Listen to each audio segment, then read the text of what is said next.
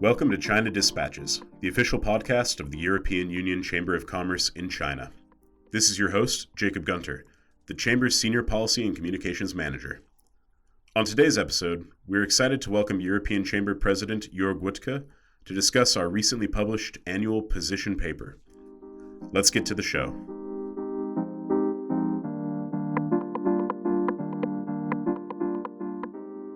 Today, I'm honored to host the European Chamber's President, Jörg Wuttke. Jörg, before we get started, could you give a quick introduction to your background here in China and the involvement that you've had with the Chamber over the years? Well, I'm a fossil. I came here the first time in 1982 by train from Heidelberg, and with a couple of friends toured around and went back. And then if you see the bigger China, I lived in Taiwan 1 year, but my real professional experience in China started in 1987 to 1990, then went back in 1993, saw me in Shanghai, and ever since I'm in China. So I clocked in more than 30 years of mainland China.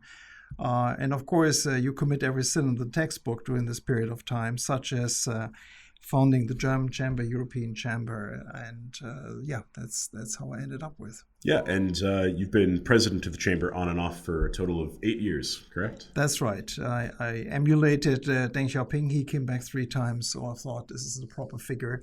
I founded the Chamber in 2000. We sort of got to know the idea in 1999 when Pascal Lamy was here, and I was vice president. I went through the working group chairs. So except 2 years, actually, I have mostly had some position or the other in the Chamber. Yes, and now it's my privilege, 3rd time, 7 years as chair. Great. All right, let's jump into kind of the meat of the podcast today. So the European Chamber just published its annual position paper on the 10th of September. And that position paper is based on input from the different working groups. We have 34 different industry sectors and horizontal issues represented in the position paper, with over 800 detailed recommendations for improving the business environment and opening the market here in China. So Jörg, I believe this is the 7th or the 8th position paper that you've overseen across your various terms as president. How do you think it's evolved over the years? Well, the first one was actually the first one. In 2001, we put together a paper on the initiative of, at that time, President Peter Beatty. He came up with this, and that was also something in the European Chamber. Every president contributed to some sort of building structure, and now we have a beautiful house. Peter was the guy who started position paper based on the fact that it was briefly before China acceded to the WTO. The mood was excellent. China made a commitment. China wanted to do something, and European business wanted to be part of it. And so we evolved from there. This is indeed a paper that has grown to 400 pages and has basically the best recommendations in the business, thanks to the working groups. But at the same time, it's hard. If you have sold it 8 times and it's pretty much same size, same topic, how to basically make it look more interesting and how to get the spin right. This year was not easy either. No, certainly not an easy year. But that being said, because of the difficulties that came about this year, I know that the sort of main message of this year's position paper became a little bit different and a little bit unique compared to previous years. So could you let us know what are some of the main messages and takeaways? Well, Jacob, you are the partner in crime. I mean, we started this and we were wondering what the theme is going to be. I mean, just again, for the audience, this is 34 industry sectors and horizontal issues. Now, you have to make sense out of this. On 400 pages, you have to condense it to a message that is just about 30 pages. And again, it's always very good when you start with an elevator pitch, meaning you condense it down to 90 seconds. And what struck me this time was that China really should have a sense of urgency of moving on, reform. And that was basically where we grew from. We had a sense of urgency in reform, fighting the virus, as well as the decoupling that's going to happen. So I think what we came up with actually is the sense of urgency, and that came out of a discussion: how do we sell 400 pages in 90 seconds? All right. During the launch, you mentioned that there were some projections that the World Bank put together for us that kind of stress the need for urgent reforms now. Could you walk us through those projections and how you interpret them? Well, that was a little bit of sheer luck that I know the World Bank had Martin Reiser quite well, and he talked about these projections they are thinking about. I told him about the position paper, and he said, would you like us to compare the development path of a couple of economies, how they basically develop over the years? We put them all basic to zero from the year they start, and of course, it's all different starting years. China is 79 or 1980, and then see how the GDP per capita and PPP is evolving. And when he showed me the kind of comparison we had, I was struck how China develops along the same path as the economies of Taiwan, Korea, and Japan. Because the magnitude of a country of 1.3, 1.4 billion people, of course, makes it look very different, feel very different. Every figure is just mind-blowing. But if you strip it and you look at just as per capita and power purchasing parity terms, then you will see that China is actually not special and not an outlier. It's just totally mainstream there. But what I noticed in this paper from the World Bank is that over the last 2 or 3 years, all the other three economies just took off and did extremely well. Again, the comparison is Korea in the late 80s, Japan in the 60s, 70s. Now, China's entering this, and the development is a little bit flat. And that's was sort of a surprise to me, that how can it be flat when growth is so strong? Again, we have this multiplier of 1.4 billion. And so in a way, we asked the World Bank for scenarios in order to get the message across that China really has to step up to the plate and do reforms in order to fulfill the potential it has. I've found those projections from the World Bank to be pretty intense and pretty stark. Seeing sort of what a reformed China can do, what a China on its current trajectory could do, and what sort of a China that regresses a little bit in its reforms would be capable of doing. What kind of reforms are kind of at the top of the agenda for China to be able to reach that kind of upper curve in those projections? I mean, the idea really behind these scenarios was to show China, you got options. You have a choice. You can decide yourself if you want to grow along the lines of long-term Japan, or you want to basically get to the point where Korea and Taiwan are over a certain period of time. And again, there is this muddling through scenario which shows that China catches up with Japan in about 10, 15 years, again, power purchase and parity. And then we'll stay way below Korea and Taiwan. And I could only say that China would stay way below its potential, because the other scenarios are clearly that, no reforms, and then China really is stuck. Still growing and strongly growing. Again, per capita, China is still a developing country. And then you have the success, the reforms, comprehensive reforms, a scenario which shows that actually China will overtake all of the economies within 30, 40 years. That's the scenario European business prefers. For us, a strong and successful China means more business opportunities.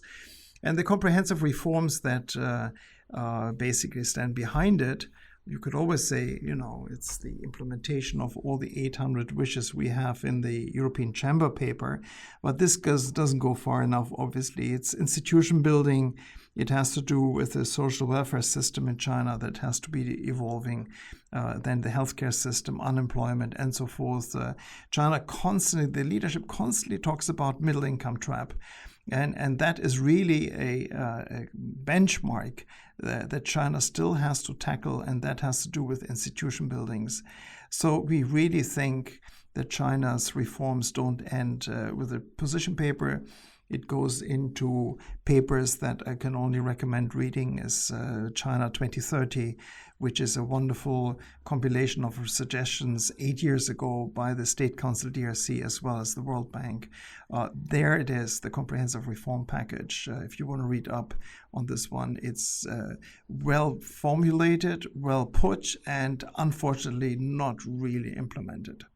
Yeah, when we sat down to sort of work on this position paper, Jörg, I remember that a lot of our stakeholders were essentially asking the question, is China opening up and reforming, or is China closing in on itself and reverting back to sort of the state-led model? And of course, what we found was, obviously not so black and white. Instead, we found a lot of kind of dichotomies that China's pulling in different directions at the same time. Could you walk us through some of those? I think you coined that yourself, Jacob, this kind of one economy, two systems, the one economy which basically houses private enterprises, the foreign direct investment, as well as state-run enterprises. And then there's the other one, which is only accessible if you happen to be with a party leader, SOE, and so forth and so forth. It is also the kind of economy which is evolving fast, very, very dramatic progress, such as Alibaba and Tencent and so forth. And then you have the overcapacity areas, steel, aluminum, and so forth. It's really one economy, two systems. And it is something that China finds difficult to resolve. But we all have to live with this. I mean, it's for us an economy that has potential, and we might not be part of this, particularly on the service sector, domestic, maritime business, legal affairs, construction, old age, and so forth. And on the other hand, they are the lucky ones, and I belong to them in chemistry, as well as in the car industry, where you pretty much can do whatever you want, and success speaks for itself. And we have to see how that evolves if China is changing the definition of one economy, two systems. But to us in the chamber, I think it's very clear it's better off if it's one economy, one system. Another one of those dichotomies that we explored was sort of the market potential versus the market access regime that we see here in China. Yeah, I mean, that is the picture that I always have if you know a little bit about architecture in China and Beijing in particular. You know, the courtyard houses, how basically the walls are dividing the inside from the outside, a very strong division. Unlike in the Western countries where a building is supposed to communicate with the outside world to show how nice or what they are. The Soheyan in Beijing is basically, it's a wall, and you have to imagine this one. And then you might actually make the step, the door opens, you get in, and there is the wall.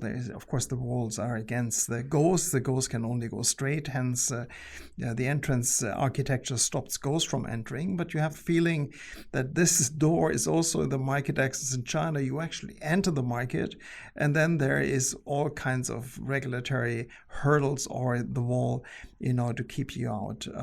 That is really concerning. The potential is absolutely obvious. Again, my company believes that China stands for 30% of global growth in the next 10 years, as much as all the OECD countries combined. In chemicals, it's 60% of global growth. So if you're not in China, you're not in the market. But at the same time, are we permitted to play? And to us here in the chamber, we have a strong sense that there seems to be a two-tier system. If you have technologies that China still feels like it cannot evolve and develop, then you're on the ticket and you can actually enter the house. But if not, you might actually gain access, but then you're in front of the wall if you face Chinese competitors. And again and again in the banking sector, in IT and so forth, we see they keep foreign companies out deliberately until the Chinese champions are so big that they go global, and there is no sense anymore for European companies to enter the Chinese market because, frankly, they are not competitive. That leaves us in many areas with niche places. When I speak with our different working groups, that they have now gained nominal market access, whether they've never been on, the negative list for foreign investment or that they've recently been taken off. They can now technically invest as a wholly foreign-owned enterprise. But you look at something like construction, where yes, they're allowed to invest, but they're only allowed to provide 4 different types of services. And those 4 are so niche and small that it kind of pushes them into consulting or even subcontracting so that they can actually do their business. But they lose out on the profits and the full reputational benefits. And similar things with banking, where you can now be a wholly foreign-owned bank, but you need certain licenses to be able to provide the services that you're actually competitive with. And ultimately, that pushes you towards a joint venture with a Chinese partner so that you can get those licenses. So even where the door is technically open, the barrier in front of you and the Sehe Yuan is pushing you to join up with the Chinese partner? Well, I mean, it's no secret that I think the foreign companies, that includes Americans, British, Japanese, and us, have a market share of, I think, 1.7% in financial assets in the banking sector. And this is obviously something that developed over the years. We get licenses always 5 minutes after the fact. They can only move on very, very slowly. And again, China manages to make these champions that we have back home, particularly the French banks, into niche players. And that's a real problem, because this is not a static system. Those Chinese banks, and I think from the top 5 now globally, it's all Chinese banks, they go to European market, and in a weekend they can establish 4, 5, 6 different branches across the European Union. Whereas in our case, we can do it only, I think, every 6 or 12 months with one more license, and you have to pay up. You have problems to actually obtain money. It's all kinds of things that basically force you to become a niche player. So in a way, that's something we have been alluding and telling the European Commission that really has to be tackled, because we are here running 100 meters in shackles, whereas our Chinese competitors can run this on steroids. Another interesting dichotomy that I think captured the attention of a lot of the media and a lot of our stakeholders was sort of the evolution of the politicization of business. And normally you'd have politics on one side and business on another, but these are increasingly being pushed to overlap. What are some of the examples and some of the most concerning aspects of this dichotomy? Well, it always strikes me that people tend to forget that this is a political economy over here. You have a very strong party system that basically decides each and everything. It guides the government of what to do. And so we have been experiencing the development of party cells in our operations. In most cases, absolutely no problem, besides the law anyhow ask for it. But if they get operational, I think we should all make it very clear the operational say stays with those that take the risk, meaning the investors and not the party leader in the respective agency. I mean, what really happens now is that we have been developing a skill in order to maneuver our operations here and keeping an eye on discussions such as Taiwan, such as Tibet and others. Now, all of a sudden, we are overwhelmed with additional topics that are all perceived to be negative in the awareness of the market players. Hong Kong, the national security law, Xinjiang, the forced labor issue, and South China Sea, the navigation rights, the freedom of navigation, and so forth and so forth. Now, the problem for us has evolved, in particular over the last 1 or 2 years, is that our companies back home in our home countries get criticized for engaging in a more assertive China. And they demand, the NGOs, the local governments, the media and public opinion demands us to have an explanation why we are in a country that is far more assertive and challenging a lot of interests that are clearly in the West, human rights, freedom of speech, and so forth. So the way all of a sudden we find ourselves between a rock and a hard place, and that leaves us definitely in a very vulnerable position. I can only say that my own experience in places like Xinjiang is that you have to do your homework in situations like this. We have to voice that we feel uncomfortable there. We want to be left alone doing business, knowing that being left alone is not easy in a political economy.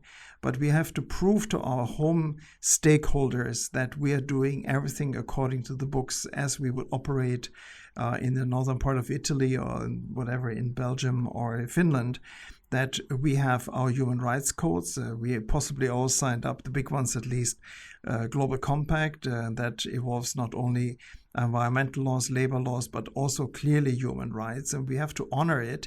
But at the same time, we also have to communicate to our stakeholders, political stakeholders back home, that we are just humble companies that can't really change the Chinese system, because we don't want to change the Chinese system. We want to be market players. We want to change how we operate.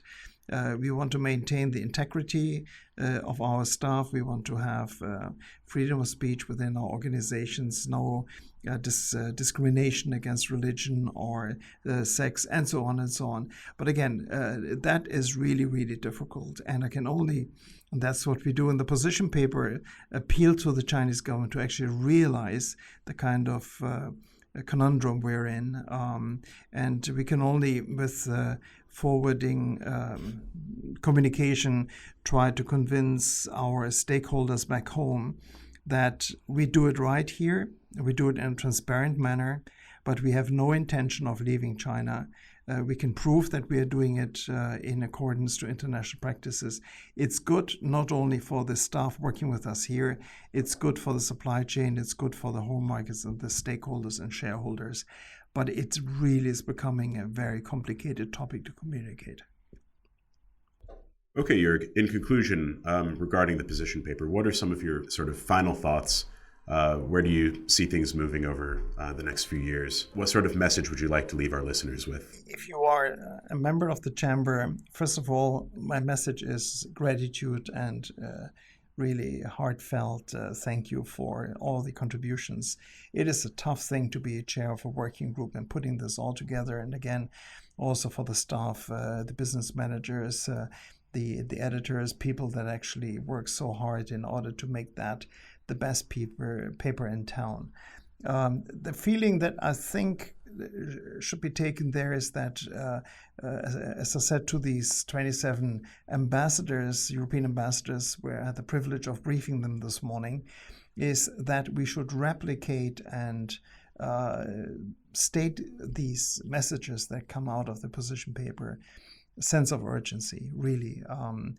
We believe in the progress of China. We believe in the economic possibilities. We frankly believe that China is punching below its weight right now. But we clearly outline that there are scenarios where China really can shine and sparkle. That's the one we want. We want to be in a country that's open, that is engaging, and is getting successful in breaking through the middle income trap. We benefit if China benefits, definitely. So the sense is really go out there and say, guys, whoever it is in the decision-making process, local governments, SOEs, central government, move on. We're with you. And we have recommendations, not just that we are barking at a tree.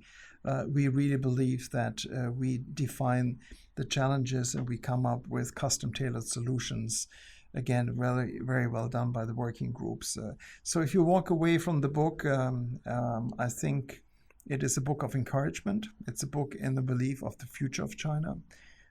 We go through the effort in order to pinpoint the reform areas that we would like to get tackled. So in a way, it is an optimistic book. It believes in change. And so I hope the members can communicate this on the various levels. Exactly. I often explain to people when I'm going to government meetings that we don't put 400 pages worth of recommendations together because we have disinterest in China or a desire to leave or anything. It would be a very short position paper if European business was not committed to this market.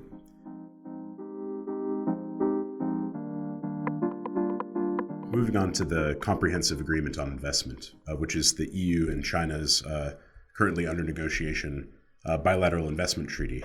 The negotiations have been going on for 7 years now. They've gone for more than 30 different rounds. What role do you think that the CAI could play in addressing many of these issues that you've already mentioned in the position paper?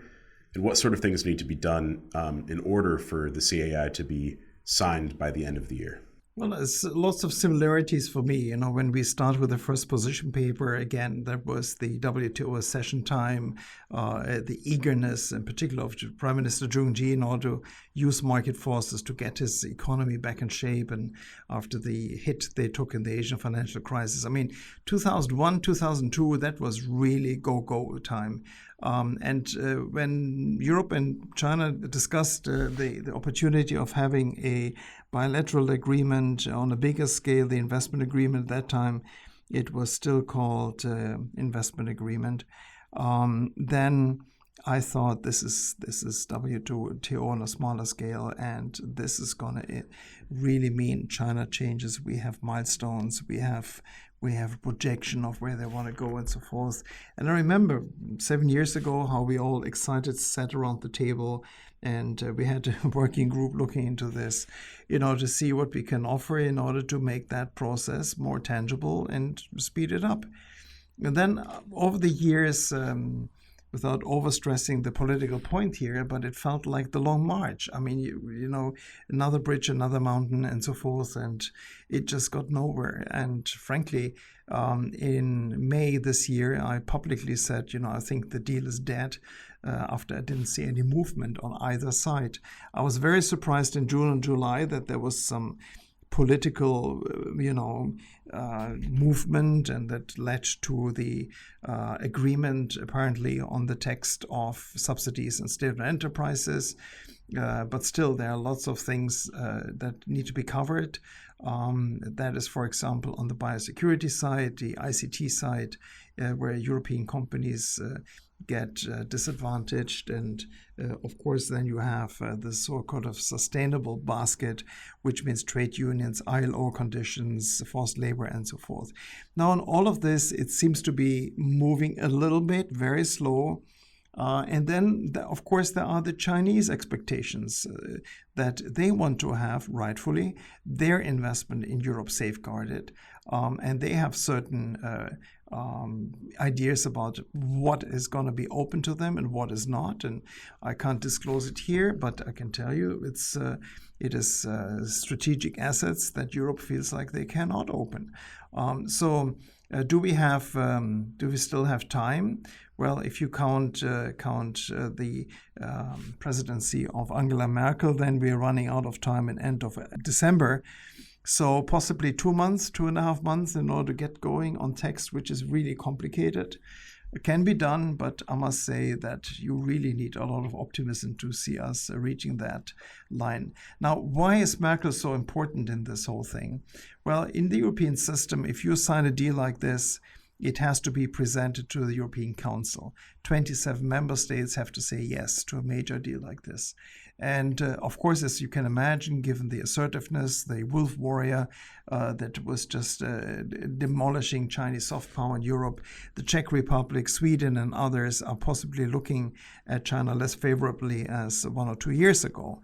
So do you get, in our system, it has to be agreed upon by everyone. Do you get this kind of decision? Difficult. If someone can manage it, I guess it's Chancellor Merkel. She managed the impossible in the rescue package. And then the next step is very difficult for the Commission. Ursula von der Leyen has to present it to the European Parliament. And the European Parliament is definitely very vocal on human rights, very vocal on a couple of areas such as forced labor, such as the situation with Taiwan and so forth. Now, is that a deal that our parliamentarians can accept and go back home in their constituency and say, you know, this deal is fantastic. China really opens up. That means more business for, say, Milano or for the area of Barcelona or Bavaria and whatnot.